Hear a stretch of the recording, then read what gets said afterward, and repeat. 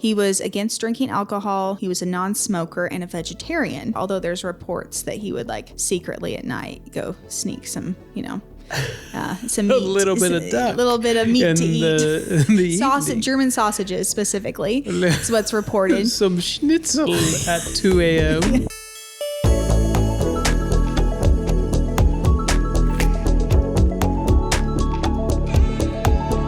Welcome back to Stuff That We Like / Enjoy, at least at this point in time. I'm Caleb. And I'm Christina. And we're the Castanedas, and we're back. We are. It's we had an episode last week without you, Christina. We missed you. I'm excited to listen to it. Yeah. I hope it's good. Yes, I'm sure it will be. Yeah. You and the boys hanging out us chatting. And the boys. Yeah. Might get us canceled. Maybe. Yeah. No. Hopefully not. But today we are doing something very special on Stuff That We Like. Christina, tell them what we're doing. Or is this something different than normal? No, it's just... Oh, okay. We're doing our final episode of Villains of History. That's right. Yes, final Villains episode of History. Yes. Villains of History. We're tying it up with a real OG villain. Yes. Although he's not as old as almost any of the other ones we've gone. So he's kind of the newest villain. That's true. Yeah. He's the new kid on the block, villain. But he's been gone for about 100 years. So yes. Depends on how you look at it. Not 100 years. 75. Coming up on 100 years. Yeah. Yeah, I have to do some math in my head. And so next week will be our recap of season 8. And then we'll start launching into season 9, which will announce the topic of focus next week. Yeah. So exciting things happening. Yes. All right. Do you want to start us with a little story? I will. Story time about this dictator. That's right. And at the end of the story, we'll reveal who this is. Although if you read the title of the episode, you probably already know. Everybody did. Cool. All right. So it's November 9th, 1938. And you're awake before the dawn because the noise woke you. Glass breaking, shouting, something heavy hitting the street below. You go to the window and see men with torches moving down the block. They're not hiding their faces. Some of them you recognize. There's the man that delivers your bread. A boy who went to school with your son. They're moving with purpose. The way people move when someone has told them this is allowed. Mm-hmm. Your synagogue is 3 streets over. By morning, it will be a shell. Your neighbor's shop, the one his father built, will have its windows caved in the word Jude painted on the wall in letters 2 feet tall. 30,000 Jewish men across Germany will be arrested before the week is out and sent to places you have heard rumors about but cannot fully believe.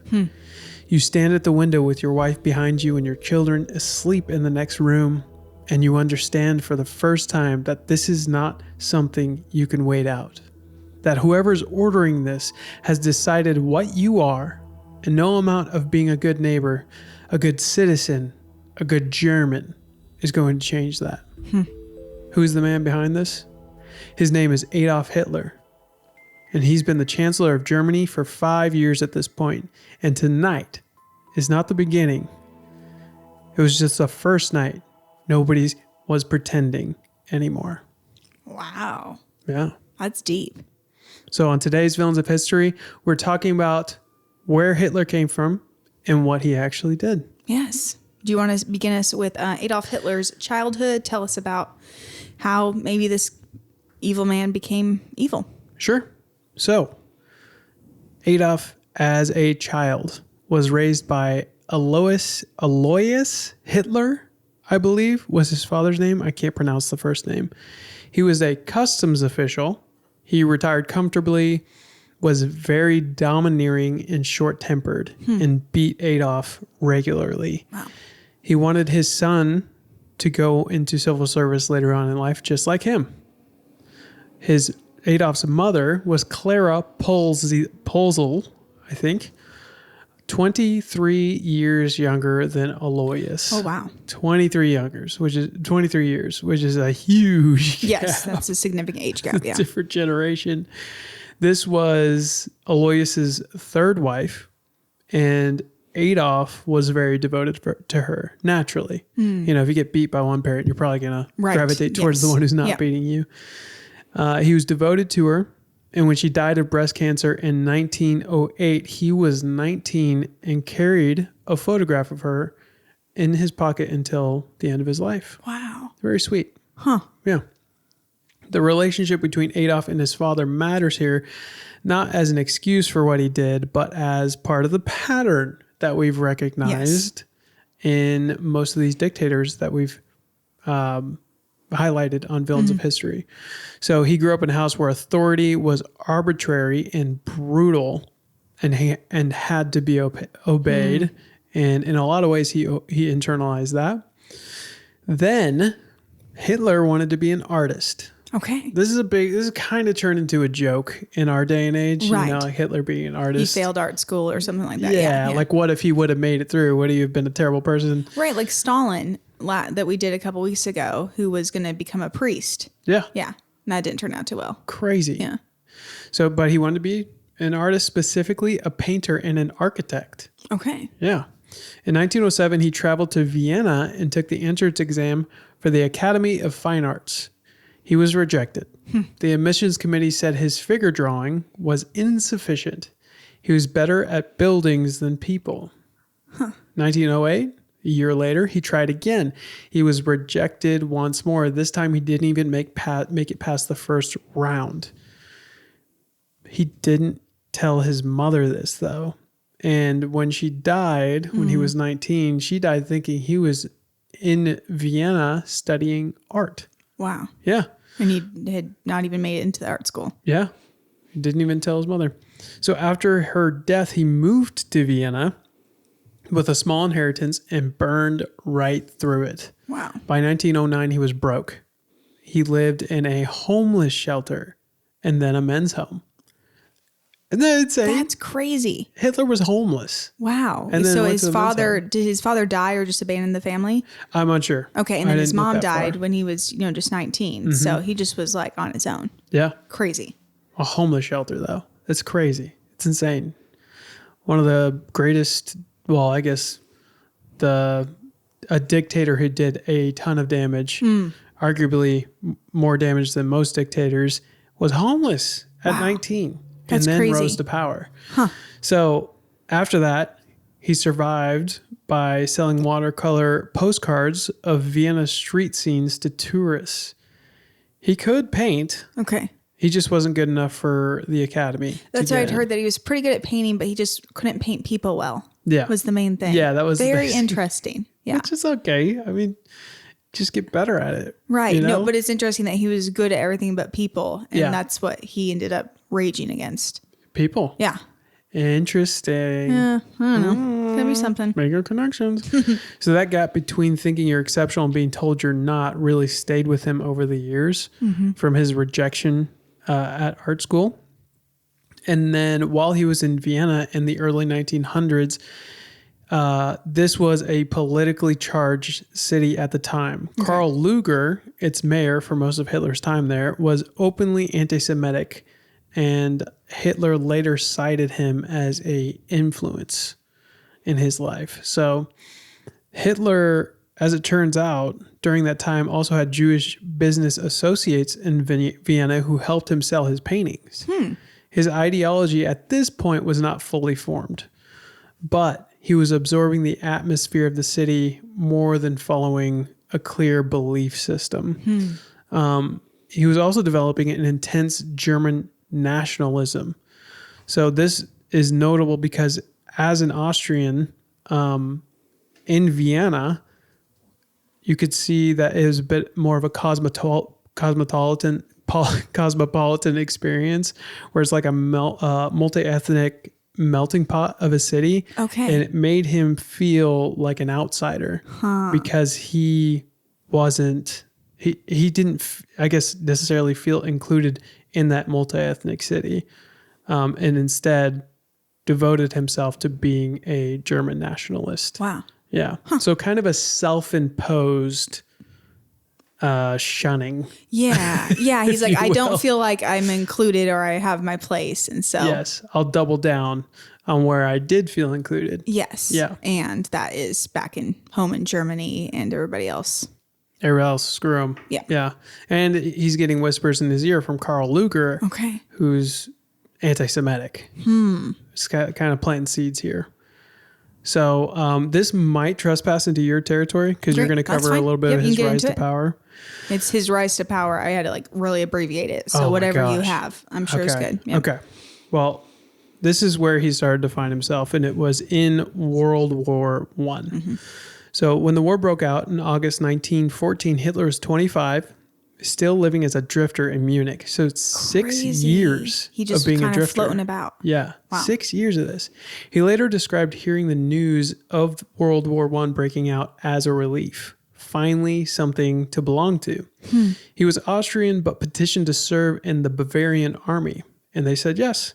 He served on the Western Front as a dispatch runner, not a commander or like an officer or a corporal.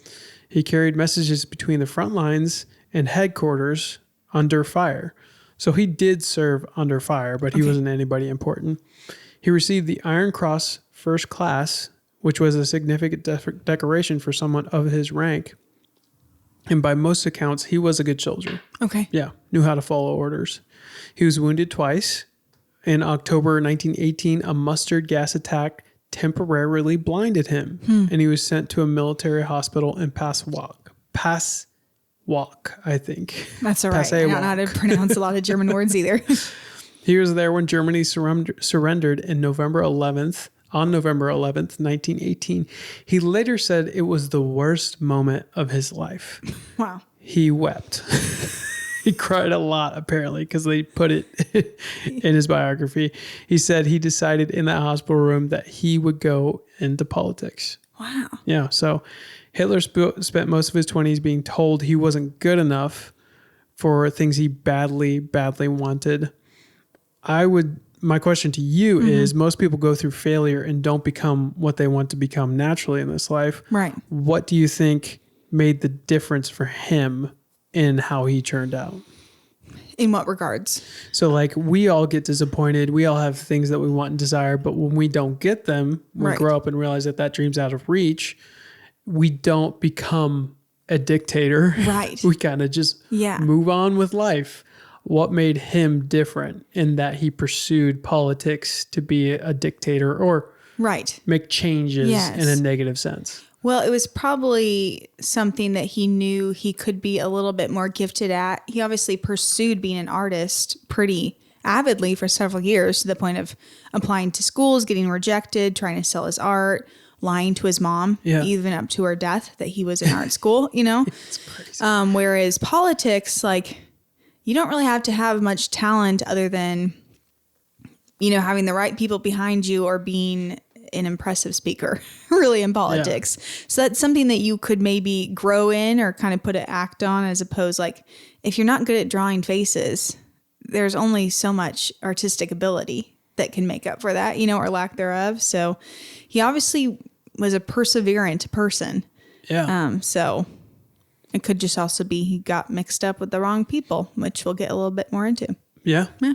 All right, I'm going to toss it over to you. What do you think? Do you have an answer for that? Well, I don't really. I mean, he obviously had a talent for rallying people behind him, like you said, which is a lot of politics. He didn't have a talent for art, which is where his passion was. Yeah. And so I think we naturally gravitate towards what we're talented at. And in this sense, like I think he was kind of at a disadvantage when it came to good role models. And then he had an advantage when it came to leading. Yeah. And those things paired together, I think that makes him different than your average Joe Schmo who can't get into art school and decides to go be like a shoemaker or something like that because he's good at that instead. So I think it was just like a weird pairing of talents and mistalents that set him up to succeed in a really bad way. Wow. Yeah.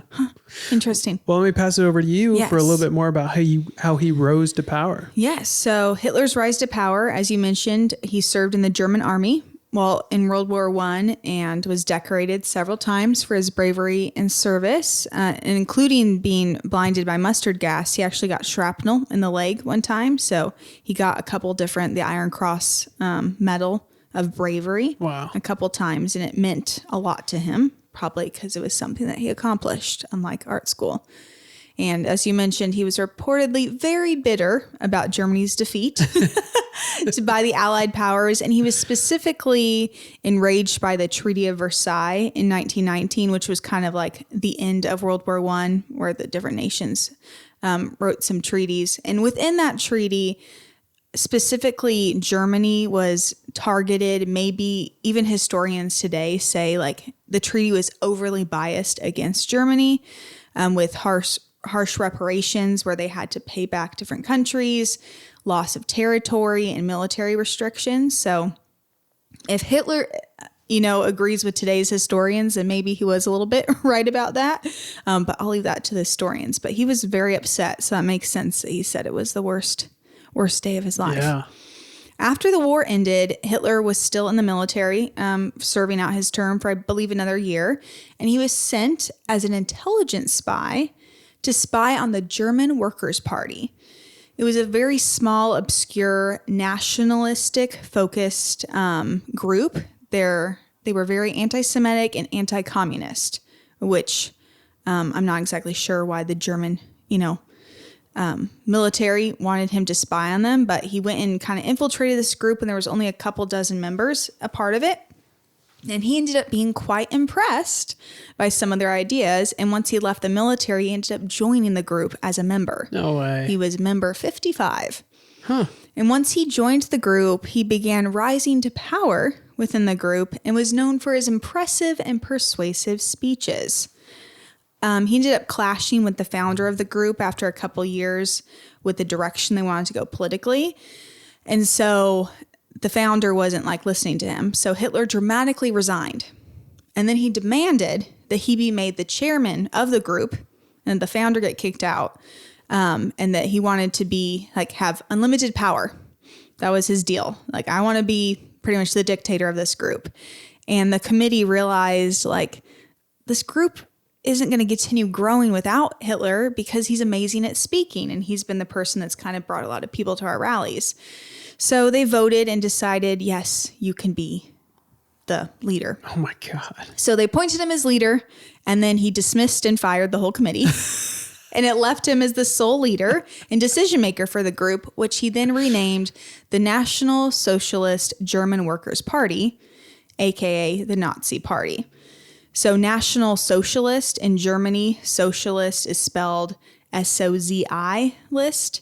So it's N-A for national, and then the Z-I come from socialist. Whoa. So it's a combination. So that's where Nazi comes from. Very interesting. Yeah.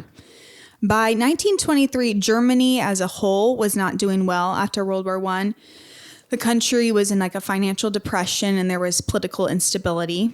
And the Nazi Party had been growing dramatically because of Hitler's great, rousing speeches. And he ended up leading a coup to take over the German government. And the attempt failed. What? And he was imprisoned. And the same thing happened to Stalin. I know. Isn't that crazy? Weird. And Stalin ended up escaping. Yeah. So Hitler didn't escape, but he got off pretty easy. So treason in Germany at that time was usually met with a death sentence or at least life in prison. But the judge who proceeded over his trial actually praised Hitler for his, quote, pure patriotic motives. Oh my gosh. Because I guess most people weren't really happy with Germany's government anyway. So they're like, this guy was trying to do the right thing. So he ended up only serving 9 months in prison. Wow. And the judge put him in a really nice prison. While he was there, he was treated more like a political celebrity than a criminal. He had a private security guard to protect him from the other prisoners. He received gifts, flowers, and over 500 people visited him. Whoa. In the 9 months he was in prison. And while he was in prison, he wrote Mein Kampf, which is his famous book, in which he outlined his ideology and kind of his whole vision and what he believed, which was extreme German nationalism, okay, anti-Semitism, anti-communism, and the need to take over Eastern Europe so that Germans had more land to live in and grow and expand. Some more of his primary beliefs were, I kind of grouped together people groups that he was specifically against, because the majority of people think Hitler just hated Jewish people, but he hated a whole lot of people. But primarily the Jews. Hitler blamed Jews for pretty much everything wrong in Germany and the world. He blamed the Jews for Germany's World War I defeat. He blamed the Jews for communism, for capitalism, and cultural degeneracy. Anti-Semitism was already very widespread in Europe, so his hatred for Jews was quite popular in his speeches and in his book. He was really against gypsies and Roma people. He viewed them as racially inferior and hereditary criminals. So there's something genetically wrong with them that will always make them bad. And that they threatened Germany's Aryan racial purity because they were darker skin toned. Very against disabled people. He developed like a eugenics ideology, and he considered disabled people lives that were unworthy of life. So anybody that had hereditary illness or mental or physical disability, he believed would weaken the pure German race and was a drain on financial resources. Jeez, oh man. He was very against homosexual men in general. He viewed it as violating natural gender roles. They didn't reproduce, which meant that the population of the German Reich couldn't grow because they weren't having children. And as a threat to the masculine German warrior culture that he was wanting to develop. He had a lot of political opponents, anybody who was a communist, a social democrat, a unionist. That all was not what he was, so they're bad. Really against Jehovah's Witnesses because they don't serve in the military. Oh, okay. Very against black people and anybody of a mixed race because of racial mixing. Yes. That would infiltrate the Aryan bloodline. The purity. Yes. Against Polish people, Russians, pretty much anybody who lived in Europe and Eastern Europe, because that's the land he wanted to take over. So we have to dislike them for a reason. Even though a lot of like Russians in general are, blonde or lighter haired. Yeah. Huh. People he considered to be asocials. So that was if you were homeless, which is very fascinating because he was for a bit of his life. If you were a criminal, if you were a prostitute, an alcoholic, bad, drain on society. Freemasons, against them because they had conspiracy theories. And Catholic and Protestant clergy, ones who opposed Nazis' control of churches. So there were clergy who went along with it. But if you didn't, not a fan. Man. So he kind of outlined all of that in his Mein Kampf book and his speeches. Wow. So it's more than just Jewish people. He hated generally people who weren't German. Man. Yeah. Or if you were a Jehovah's Witness German, you're out. Or a communist German. Yeah. Have any thoughts on that? That's crazy. I know. I mean, I've done very little research into history at large, but specifically Hitler. And so hearing some of this stuff about him, other than the generalities, right. like he didn't like Jews right. was the main thing I knew. And he loved, white people with blonde hair, which I thought that meant all white people with blonde hair, but it specifically means Germans right. with blonde hair. Yeah. I did not know that he disliked, what did you say? It wasn't Bavarians. It was Russians. Yes. Polish people. And also there were Bavarians. There were a lot of Jewish Bavarians. Not many Jews in general were Bavarians, but he was like, there were Jewish Bavarians. So now we hate all Bavarians and Polish people and people pretty much in any land he wanted to take over. Yeah. He had a good reason that he came up with. That's really interesting. He's really devoted towards, one, like a single race, but yes. I don't know. Do you think that could be a loyalty built in from like an abusive relationship with his father? Like, I know there can be a little bit of like, what's it called when you fall in love with your captor? Oh, Stockholm Syndrome. Stockholm Syndrome. Like you actually develop this kind of weird loyalty towards a person who's abusing you. Yeah.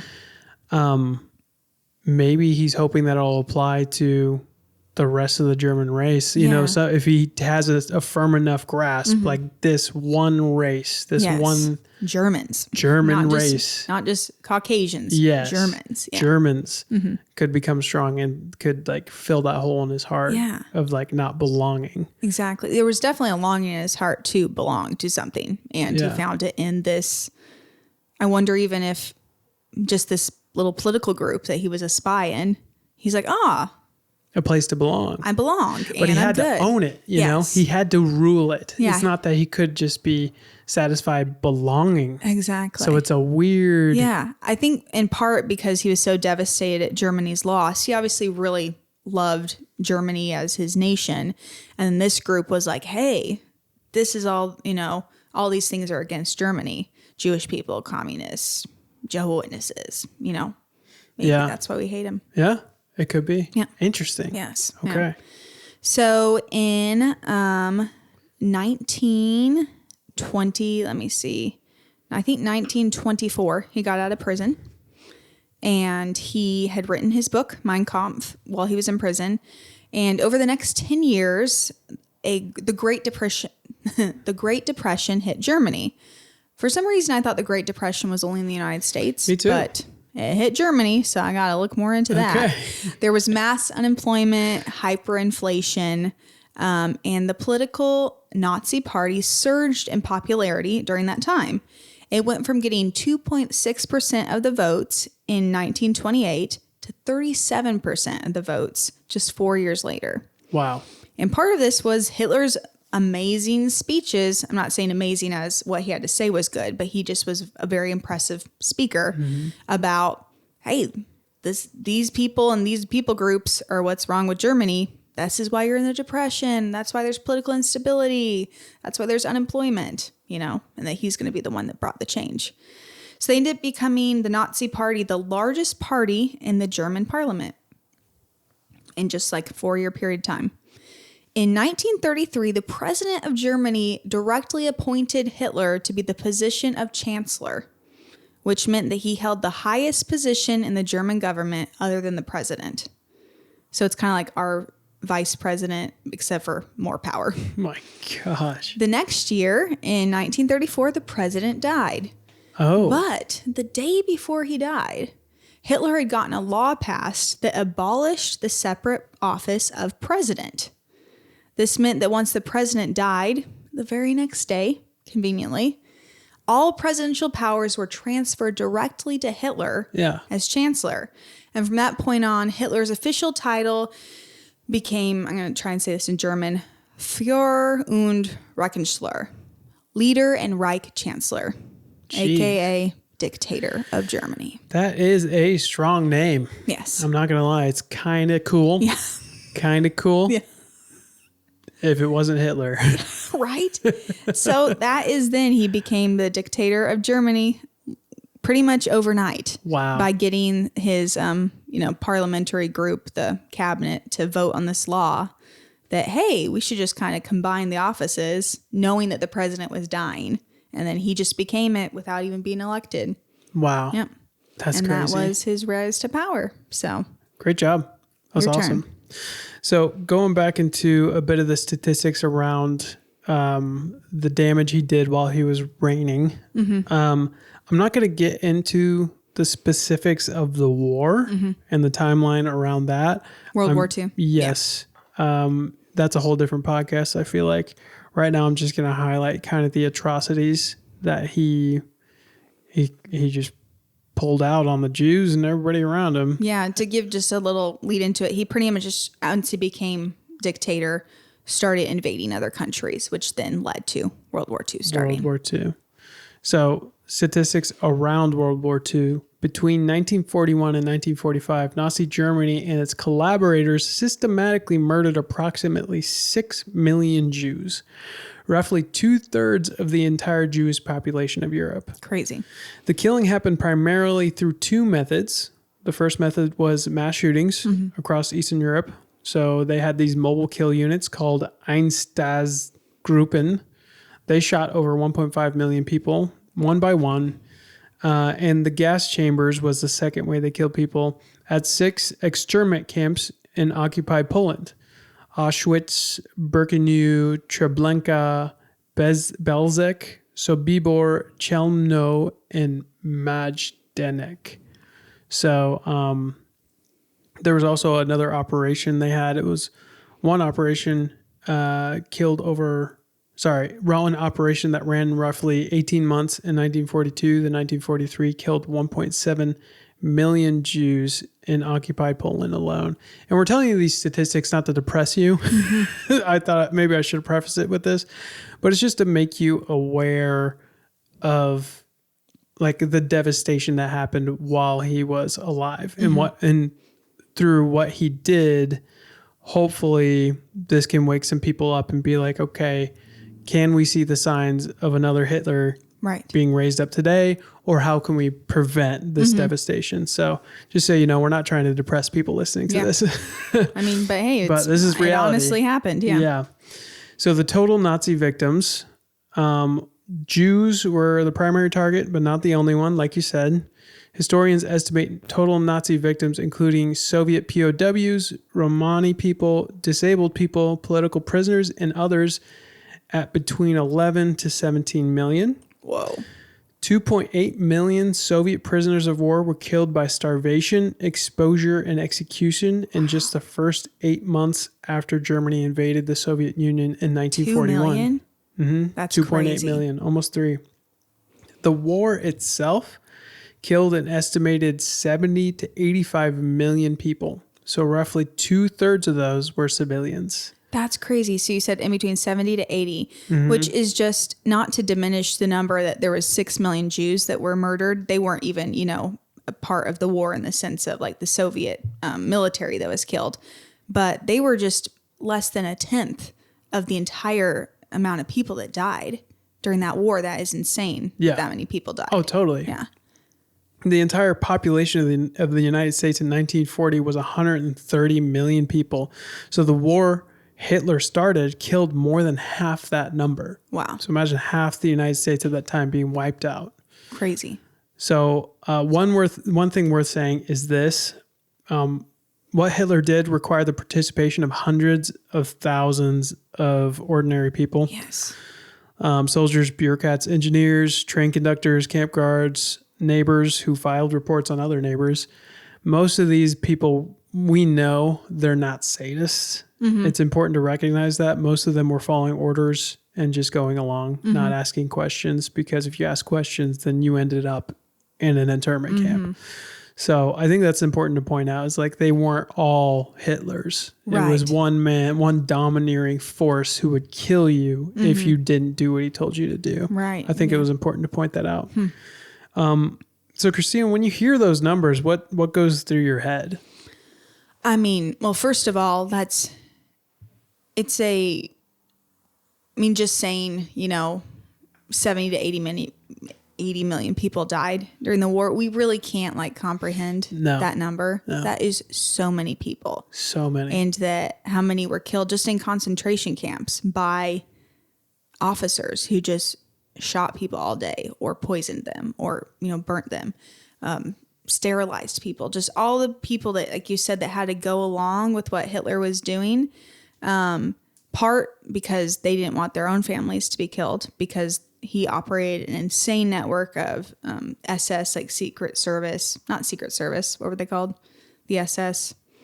I don't know what that stands for. The SS? They were like secret police.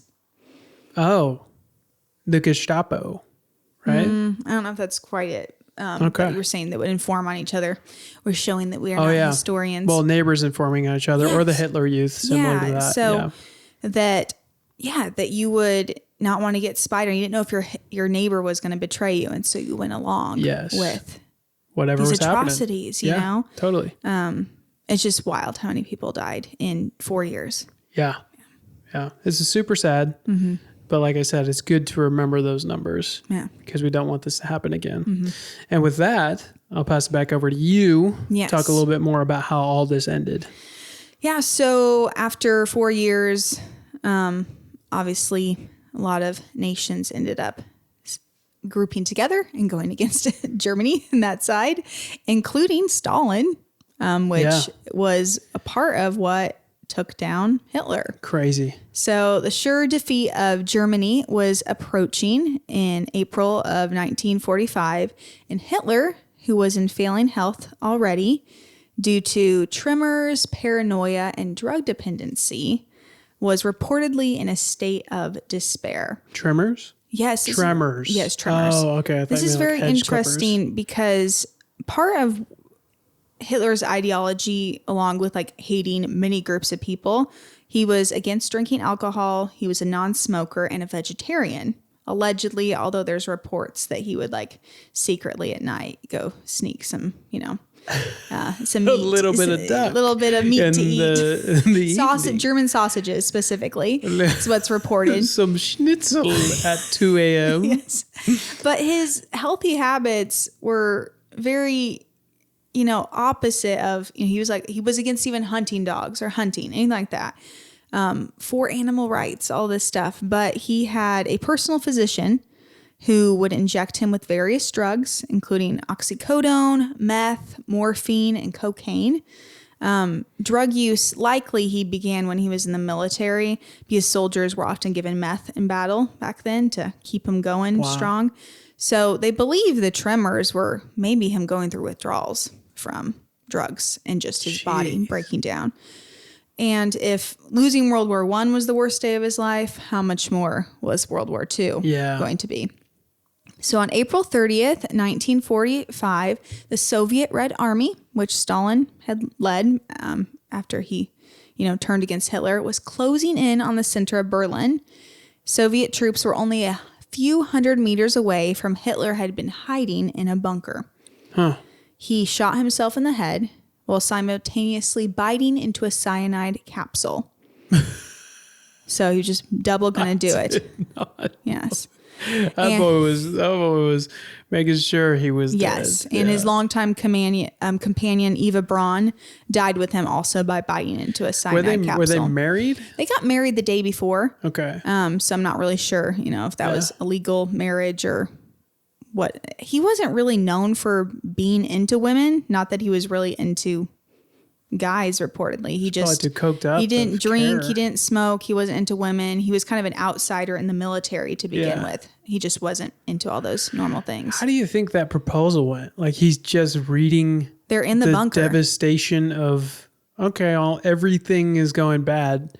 What do you think? Let's just make this thing official, babe. Right. Let's do this. Yeah. Yeah. She's like, so okay, wild. Yeah.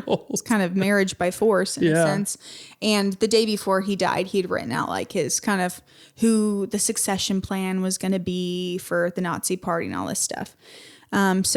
He ends his own life, bites into a cyanide capsule. So does Eva Braun. And their bodies were then carried outside the bunker, doused in gasoline, and burned. This was by Hitler's aides, according to his explicit instructions that he had written down.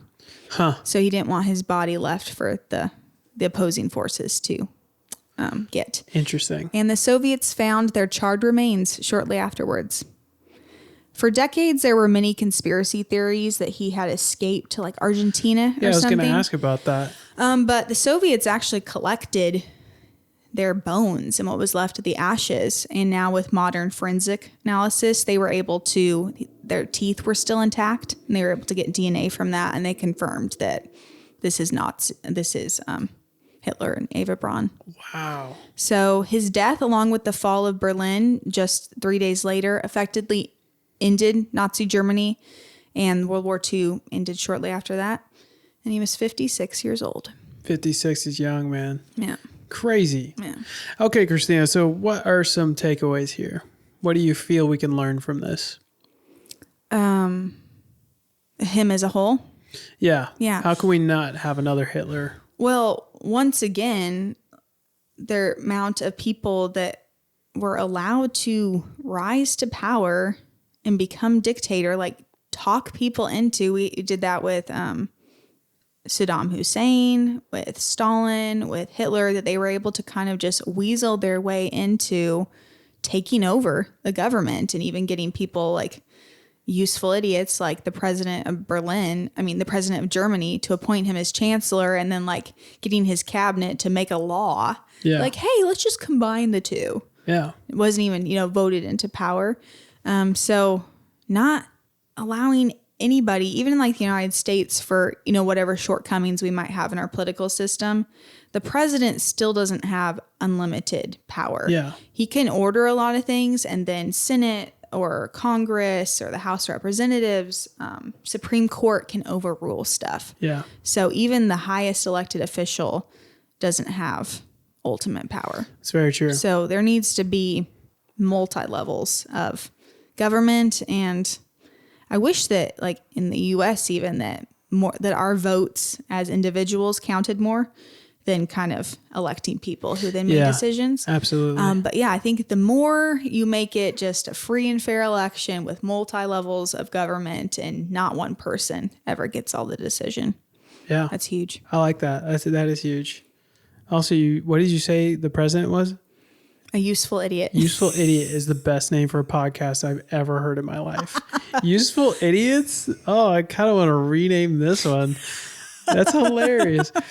Yes, I agree for sure. I also think that another thread we continue to follow is the father, Hitler's father. He's abusive. Yep. Very physically, verbally abusive.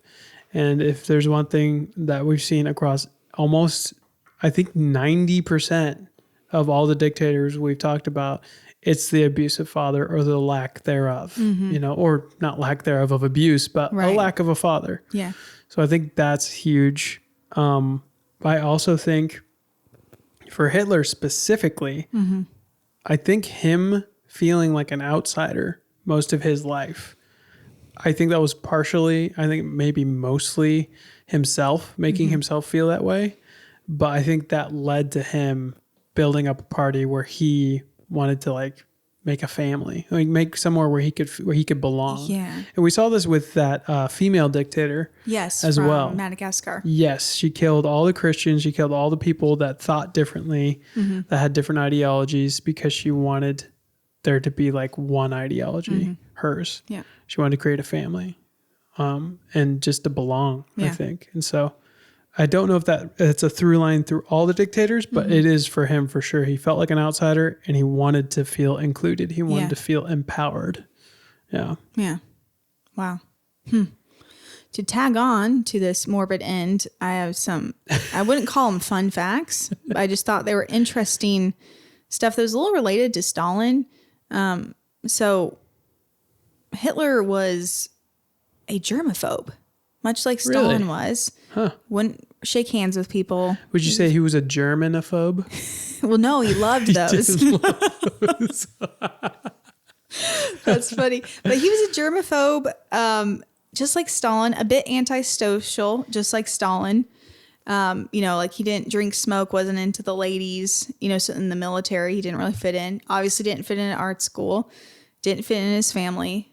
And he had extreme digestive issues. This is partly why people think he didn't eat meat, but to the point where he had reportedly like gas that could clear a room, like noted for having horrible farts. And I just feel like this isn't to point out to be humorous, but to make this is like human. Just like a crappy human who couldn't digest food and was antisocial, germophobic, and had the worst farts. Can you imagine being around him? Sounds awful. Yeah.